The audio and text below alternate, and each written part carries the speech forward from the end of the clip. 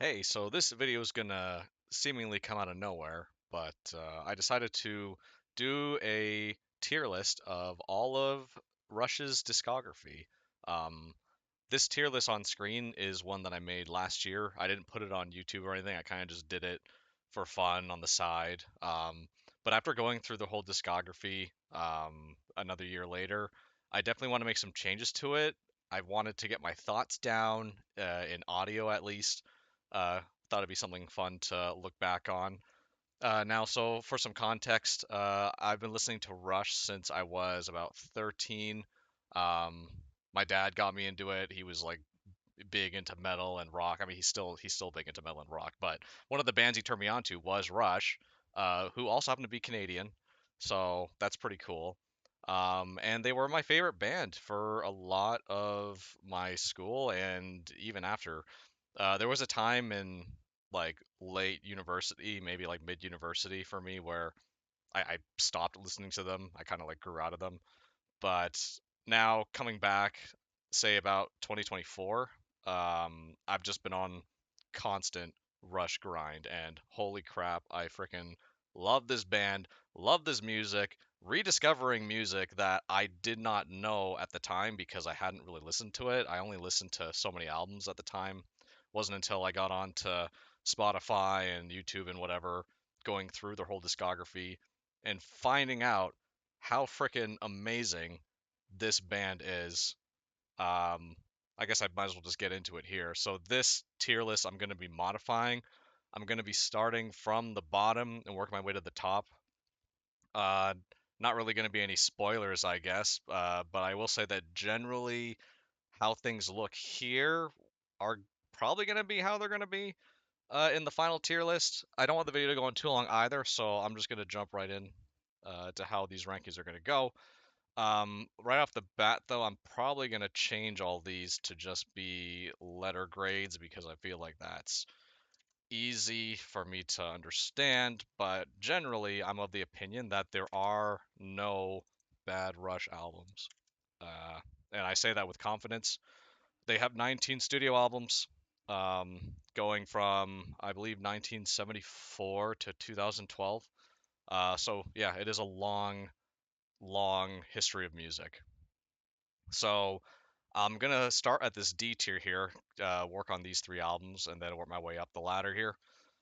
So for the very bottom, I hate to do this, and I'm gonna get shit for this from someone, anyone. The truth is, every Rush album someone's favorite, and I know this one is gonna be someone's favorite.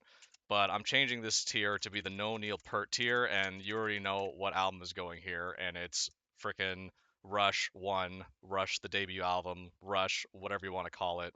It is a frickin' great album, though. Holy crap. This was one of the first albums that my dad had given me when he was giving me Rush music. It's got a lot of great, just hard rockin' tracks. Off the top of my head, I definitely like Finding My Way, What You're Doing, Working Man. That one is like the big one, which I believe is the final track in the album. It's also the one that features John Rutsey, which I hope I spell his name right there. I don't know if I did or not, but he was frickin' fantastic drummer as well. So you had Geddy, Alex, John Rutsey, all in like high school, I believe, and man, they frickin' rocked it. Unfortunately, Rush to me needs like the core trio that we know them as today: Geddy Lee, Alex, and Neil Peart. And unfortunately, Neil Peart didn't have any influence on this album. That doesn't necessarily mean it's bad. Not throwing any shade at Rutsey or anything, but it's hard for me to go back to this. Like I've listened to it so many times. Even going back to it now, it's like okay, like if I'm in a certain mood for it, I'll listen to it. It's very just like rock, bluesy. A lot of people compare it to like Led Zeppelin, and I guess like this album in isolation is very Led Zeppelin influenced.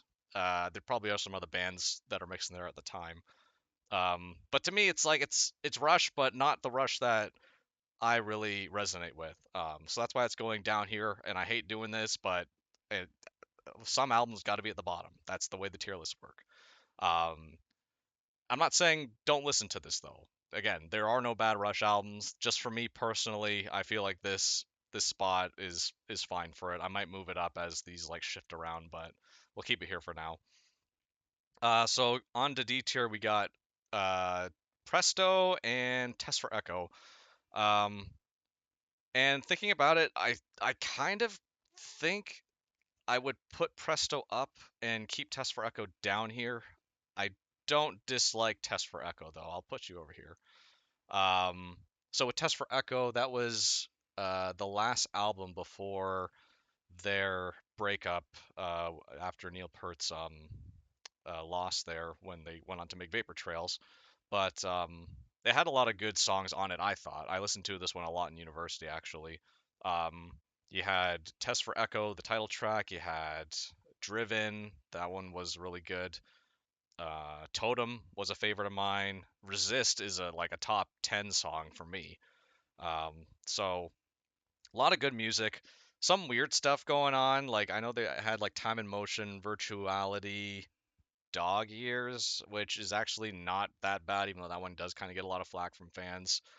Uh, the latter half of the album definitely drops off for me though. Like I'm usually going in like first half awesome, I love this. Second half, you're kind of losing me. But it's still a fantastic album. And they still got it. They're still so freaking talented. But compared to the rest, I think D tier is totally fine. I know this is a common one to put at the bottom for a lot of tier lists. I don't personally think it's bad at all by any means.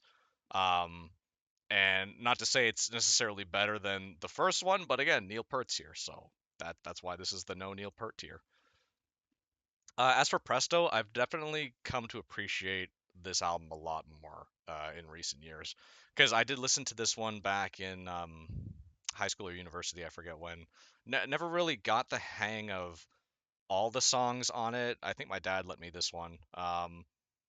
It has Show Don't Tell, that was pretty good. You had Chain Lightning, which I've grown to appreciate now.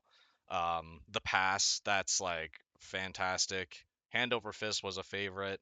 I really liked Anagram. I really like Available Light and Red Tide. So like, there's a lot of songs on it that are just, whew, they're pretty good.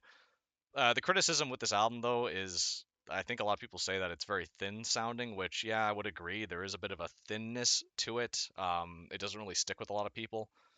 I don't think it should go in this tier list, though, or not in the tier list, but in this tier. I think I will just stick this one up here and see for now and see how I feel about it. Which brings us into the C tier. So we got Hold Your Fire, Roll the Bones, and Snakes for Arrows, or Snakes and Arrows, sorry. I can definitely say out of these three, I would probably put Roll the Bones at the end, which sucks because I really liked this album growing up too. This was one that I actually asked my dad to get for me. I forget if it was for a birthday or something. But I became acquainted with the title track from their Russian Rio DVD because they play Roll the Bones in that set, and I never heard that song before either. The one that has the funky rap line and the dancing skeleton, which I thought was pretty funny. But it was a cool song, and the rest of the album is pretty good too. You got Dreamline, that's fantastic. Bravado, you got Face Up, Roll the Bones. Where's My Thing? I think that's the instrumental. And then the album closes off with You Bet Your Life, which is a really good one too. I'm not really as strong on this one as I used to be. I definitely feel like the album falls off after the halfway point as well. Oh, you got Ghost of a Chance too, actually. No, that one was pretty good. Um, but I don't know. I'm usually listening to it as background music nowadays. I do find thematically it is pretty neat being able to take chances on stuff and all that, but I don't know. I find like as a whole, I definitely enjoy Presto a bit more now compared to Roll the Bones, which it hurts me to put it this low, but again, that's what tier lists are for. As for Hold Your Fire and Snakes and Arrows, I am not quite sure how I want to do this. Actually, I'll put Roll the Bones down here. That way, Test for Echoes is not by itself. Um, Hold Your Fire, Snakes and Arrows. Okay, so I had Hold Your Fire before Snakes and Arrows, but I listened to Snakes and Arrows more than Hold Your Fire. And it wasn't until this past year where I really sat down and started listening to Hold Your Fire. Um, Both fantastic albums. Both get maybe a little bit too much criticism from fans. I do think Snakes and Arrows has really strong lyrical writing and really strong instrumentation, if that makes any sense. But I find that Hold Your Fire has more catchy tunes, which I maybe that they were more going for like a radio play with this compared to Snakes and Arrows. But they're two totally different albums. Snakes and Arrows, you had Far Cry, that was like one I remember hearing on the radio at the time in 2007, I think. Armor and Sword, that one's like a favorite of mine. Working the Angels, Way the Wind Blows, We Hold On, and Faithless, yeah. And then you had like three instrumental tracks, I think: Main Monkey Business, Hope, and Malignant Narcissism. So it's a very strong album, very dark as well, with a lot of religious connotations to it. So it's interesting the way they went about it. And I remember Alex does a lot of work with like fancy acoustic guitars. I don't know what kind of guitars they're meant to be classified as, but compared to Hold Your Fire, which has a little bit more of a thin sound compared to it, but it also has a lot of strong tracks. Some of my favorites being Force 10, Time Stand Still, Lock and Key.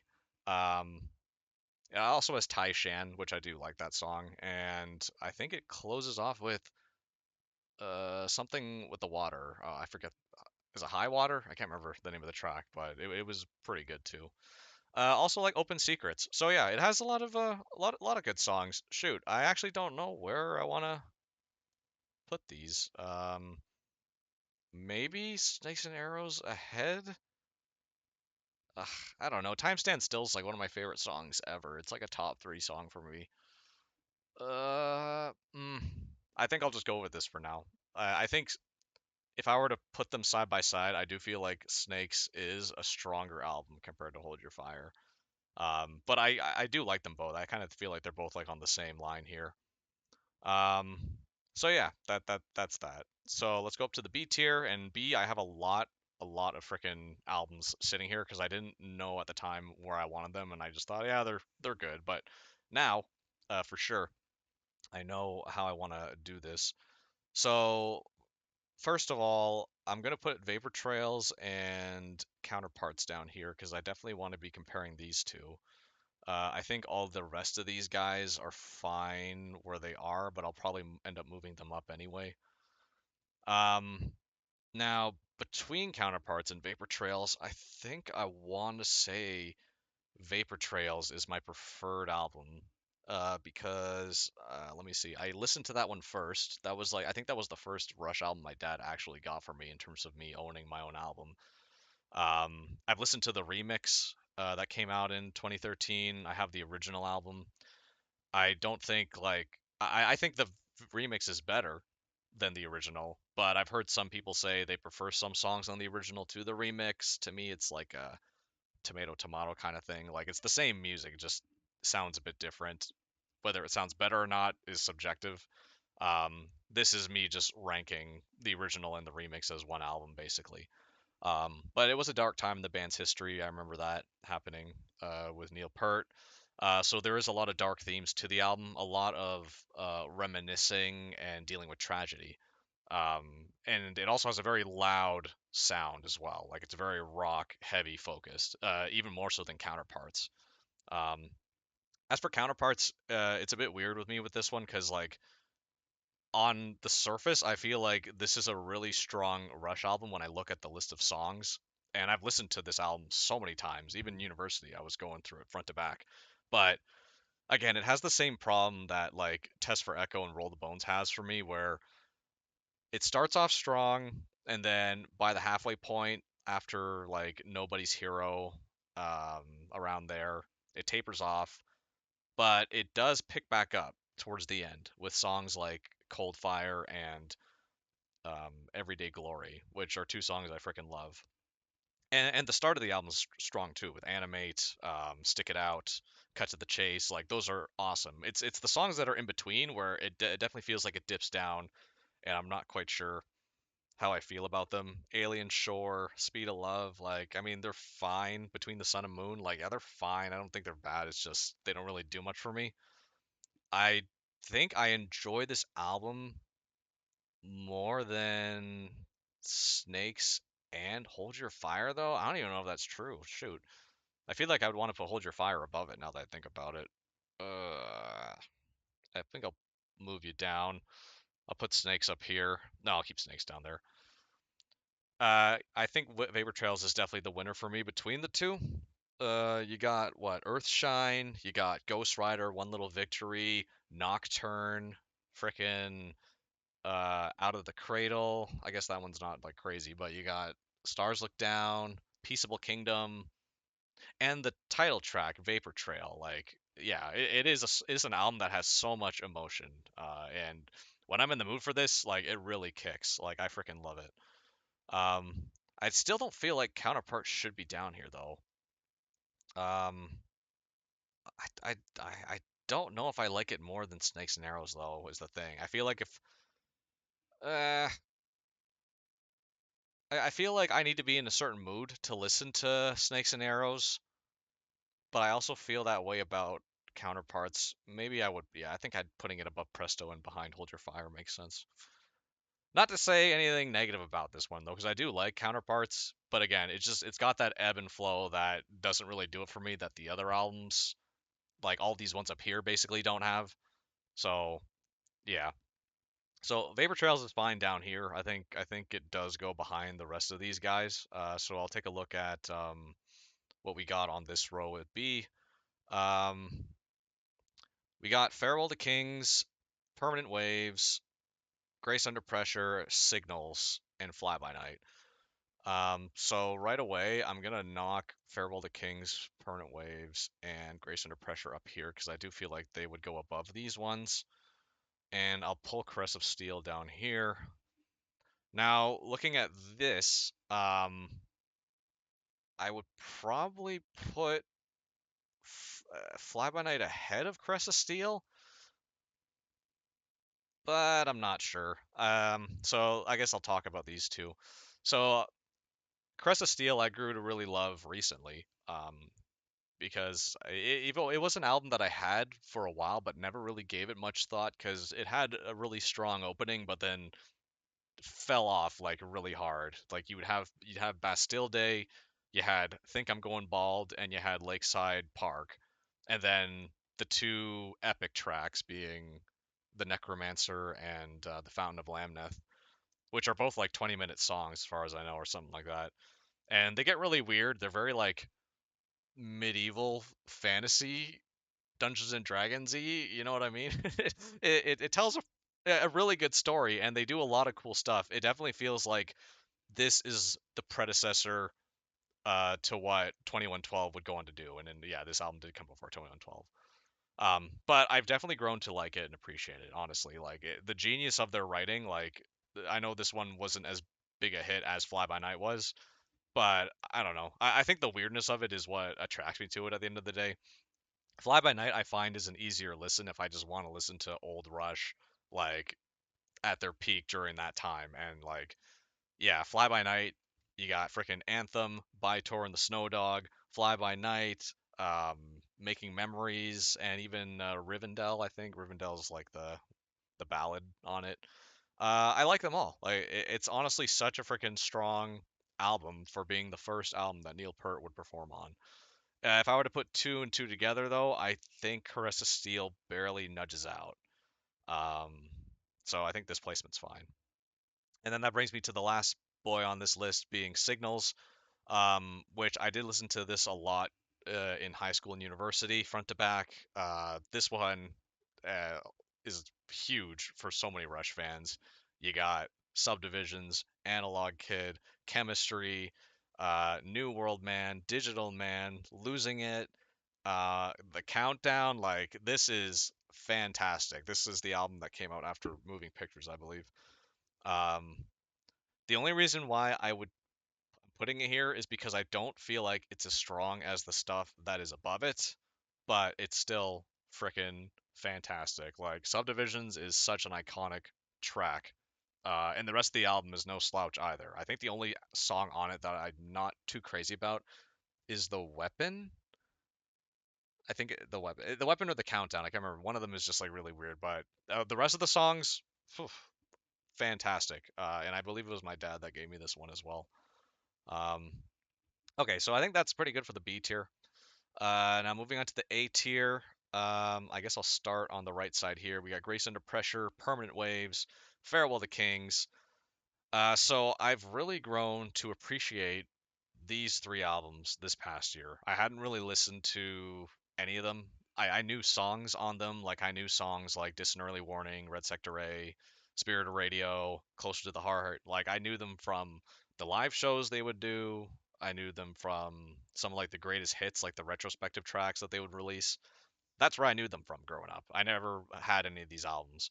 But going through, listening to the discography, holy moly, I can see why these rank so highly with a lot of the fans, and it makes sense. Like, um, it's hard for me to place them right here.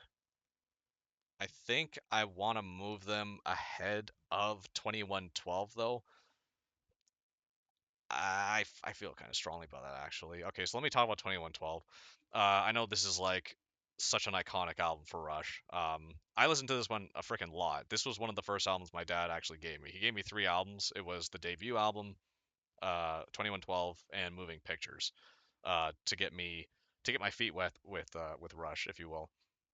And I remember lying in bed listening to this on a freaking Walkman, and holy moly, like the 2112 epic song, like the 20-minute piece, it is wow.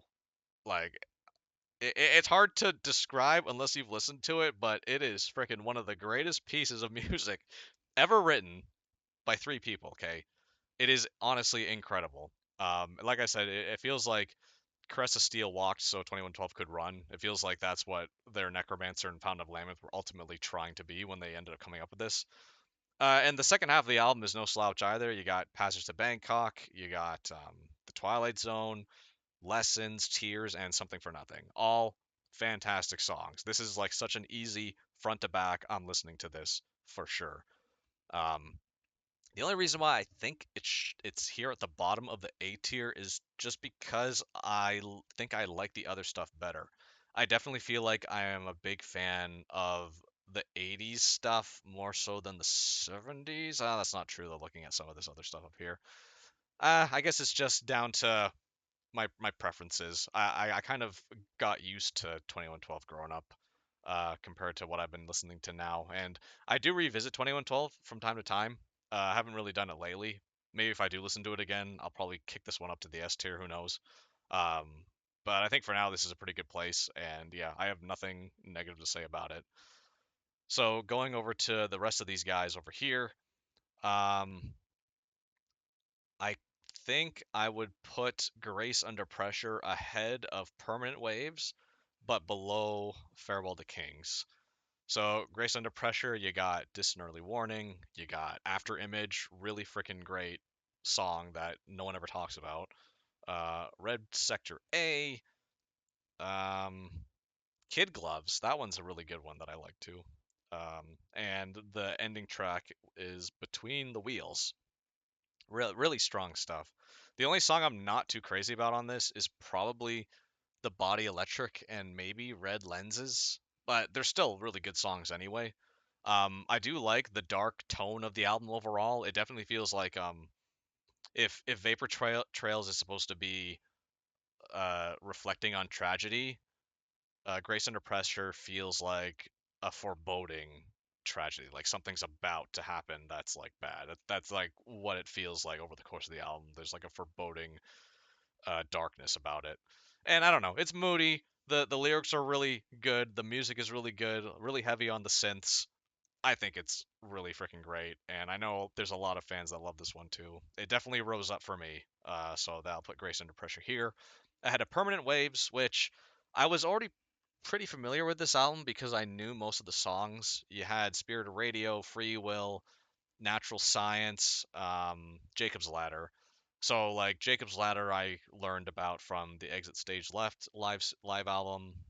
Natural Science, I believe they play at Russian Rio, and then Spirit of Radio and Free Will, like everyone knows those songs, but they're all really good songs. The only two that I had to grow to really learn were Entre Nous and Different Strings, but front to back, it is 10 out of 10. 10 out of 10. I feel like it barely loses to Grace Under Pressure over just a personal preference, honestly. I'll listen to either of these depending on how I feel like it. Um, so go over to Farewell to Kings, and yeah, this one is probably one of the last albums I listened to front to back in terms of rediscovering what Rush is. And I have nothing bad to say about this. It is honestly, wow, fantastic. You got A Farewell to Kings, you got uh, Closer to the Heart, Xanadu. Xanadu's a pretty big one. There's another one on there that I really like, Cinderella Man. Cinderella Man, fantastic. And then, of course, Cygnus X1, which, again, I had learned about it from Russian Rio. I didn't really see what the big deal was when I listened to it, but looking at it, reading about it, the whole like Cygnus book 1, book 2 thing that they were going for at the time, wow. This song tells a story. The album conceptually is so freaking applicable to like the geopolitical, whatever you want to call it, social commentary stuff that we got. It is so timeless, despite the time that it came out, being late 70s, I believe. Um, yeah, wow. I am honestly just blown away by how freaking great this album is. Um, and I already knew songs like Closer to the Heart and Xanadu. I knew from that live album, obviously, but like it, putting them here in the context of the whole studio album gives them different meaning. You know what I mean? Like hearing A Farewell to Kings, the title track, where they allude to being closer to the heart, and then they play Closer to the Heart, the song later in the album, it gives a whole different meaning. Okay, like the geniuses, like actual geniuses, the when they did this. So I think this rating right here, middle of A tier, is perfect. And then the last two albums on this tier, Power Windows and Hemispheres, I'm just gonna pick these guys up here into the top because that's honestly how I feel. If I were to pick my top five favorite Rush albums, it would probably be the four at the top here, and then either Grace or Farewell to Kings. I'm not quite sure. Um, but anyway, let me get into just discussing these here, and then I guess looking at it, the weird outlier of this tier would be Clockwork Angels, but I'll get to that when I get to it, I suppose. Now, between Hemispheres and Power Windows, I do feel like they're both fine being down here at the bottom of S tier. I would probably put Power Windows ahead of it because I do like the synths a little bit more than the prog rock. But holy moly, Hemispheres, like similar to Farewell to Kings, they got this like long epic Cygnus Book 2 Hemispheres, whatever the hell it's called. That's like 18 minutes. That's leading the album. It is a freaking awesome song, front to back. Like it tells an awesome story. The album cover hints at what is it, Apollos and Dionysus, battle of love and reason. Like it is so freaking cool, and they tie the story into the explorer that gets sucked into the black hole in Cygnus Book One. Like that's so cool. Like they're basically sister albums. You know, you don't really see that kind of thing very often. Um, on top of it being already freaking great prog rock is what it is. So once you get past all that, the rest of the album is just three more songs. You got Circumstances, awesome, awesome song. That's like one of my favorites by them for sure. The Trees, which I was already familiar with the Trees by Exit Stage Left.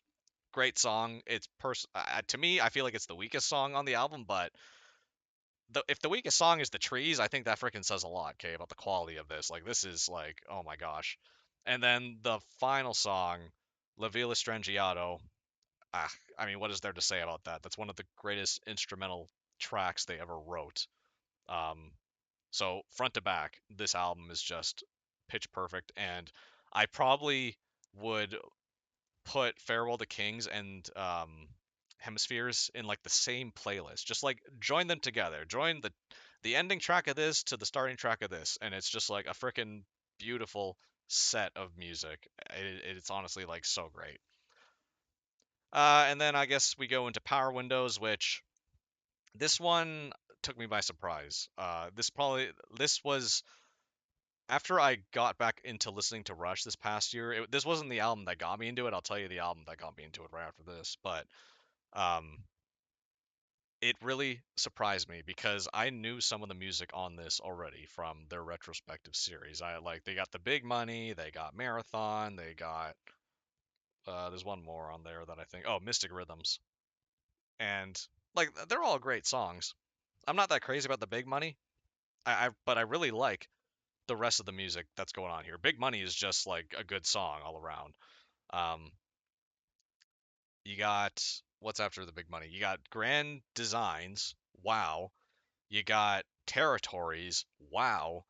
And it has what I think is probably my favorite song of all time by them, which is Middletown Dreams. I think I like it more than Time Stands Still, which was my favorite for like a long time growing up.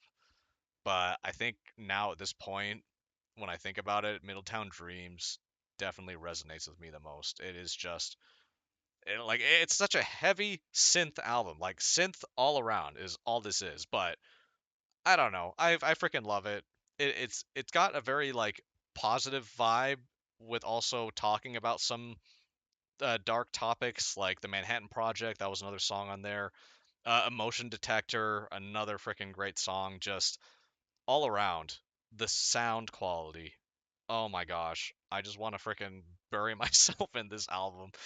Ugh, Power Windows, man. If you haven't listened to it, freaking listen to this, Kay. Like it is probably Rush at their peak. I would say their peak is like late 70s to mid 80s, I would say, and this is like right in there, right in line. Because what came after Power Windows? Was it Hold Your Fire? I think it was Hold Your Fire, but yeah, I would say like this is like, ugh, I can't get enough of this. This fantastic.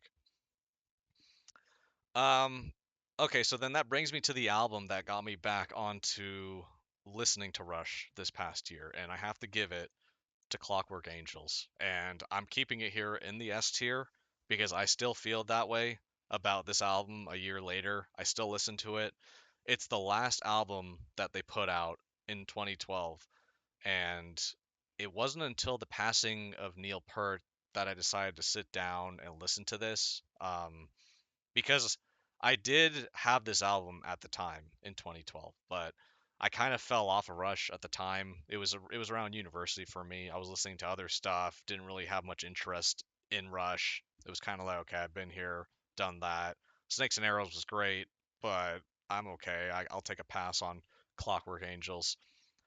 Being able to sit down and go back to listen to this album that I missed out on during my time in university, wow, I freaking missed out because this right here, to me, is the culmination of everything that they've done. It really feels that way. From the subtleties to the nods to their previous work throughout all the songs, it's got everything that you could ask for. It's very heavy.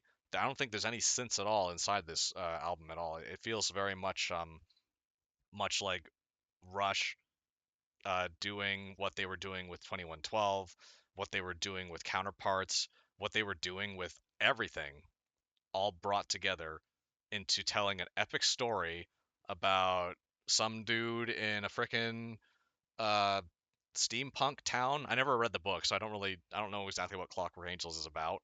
But thematically, it tells a story front to back. You got Caravan, which Caravan was the single that I did listen to at the time, which I thought was good, but I didn't really think much of it. It was kind of just it's the single, blah blah blah. You had BU2B brought up to believe, which was also a single that I didn't really listen to until I started listening to this album though. Um, Frickin' The Anarchist, that's probably like a top 10 song for me actually, is The Anarchist. Carnies, um, Wish Them Well, Headlong Flight, and What did I care? Fool that I was, got us with Halo Effect, that one. Um, and then they wrap it up with the final song being The Garden. The Garden. The first time I heard The Garden, I frickin' cried my eyes out, okay? Like, it is, wow. I did not give this album a chance because I didn't think to at the time. And I am so glad that I was finally able to get around to listening to it, and it is now like it's a top three album for me. It is a top three Rush album for me. It really feels like, again, I say it like the culmination of everything they've done. Listening to this album, everything that they worked, everything, all of their victories, all of their losses, really feels like it comes together in this final 19th studio album. And what a song to end their career on as well. I don't know if they knew at the time that this was going to be the end for them, but what a friggin' banger ending. So if you haven't given it a shot, Clockwork Angels. And I know it's not gonna resonate with everybody because it's new Rush. It's got Geddy Lee's like older voice. You know, he doesn't hit the notes the way he was able to when he was younger, but he can still sing. Okay, Alex can still play the guitar, and Neil Peart still frickin' rocks it on the drums. So I would, especially if you're someone that's into like that high fantasy stuff, like steampunk very much feels like a callback to like their weird Caress of Steel and 2112 and all that other stuff where they were getting medieval and sci-fi and whatever. Like it's just it's wacky, it's fun, it's just freaking awesome music. Clockwork Angels, ugh, love it. And then it goes without saying, this is like the top album for everybody, and it's also the top album for me. Moving Pictures. What is there to say about this that hasn't been said already? It's basically the album you think of when you think of Rush. Anyone who knows Rush would know a song on this album. Tom Sawyer, YYZ, Limelight, and those are just like the popular ones. You got Red Barchetta, freaking fantastic song. The Camera Eye, fantastic song. Witch Hunt, fantastic song. Vital Signs, fantastic. Like, there's, what can you say? It's pure gold. It is everything. You got your guitar, your drums, your bass, your synth. Everything just sounds great. Everything is mixed perfectly. It is an untouchable album, and it's also one of the first ones that my dad had given me when I started listening to Rush. And he picked the frickin' best one because this was the one that got me into them. And I owe it to Tom Sawyer and YYZ, honestly, for and Limelight. Those were like the three songs. Tom Sawyer, obviously, and Limelight. And I did like Ripper Chet as well, but they they were the ones that really got me listening to this. I remember listening to this album front to back every day, and I don't listen to it as much as I used to, but it's only because I already know everything about this album. Like I'll listen to it again when I feel like I really really want to listen to it, but like I'm trying to expose myself more to different music, and it's like when you know the best of the best, it's like what more can be said. Um, so yeah, I think this makes my final Rush tier list, and looking at it from top to bottom, yeah, I would say I'm pretty happy with it. I'm still a bit iffy on these three down here: Snakes, Hold Your Fire, and Counterparts. I feel like Counterparts could be like between these somewhere, but it depends on my mood. I think as a whole, I'd rather listen to Snakes and Hold Your Fire over Counterparts as a whole, just because it does have that dip. Um, even compared to Presto too. Actually, Presto and Counterparts I could probably interchange. I'm not sure. Which sucks because I feel bad. Counterpart bros like we like our counterparts, but eh, I think this is good for now. Generally speaking, the ranking itself doesn't really matter. More so as the tiers anyway. So, but again, there are no bad Rush albums. Every Rush album is a favorite to somebody, and that's what makes Rush fans and Rush music so awesome. So thank you guys so much for listening to my freaking rambling.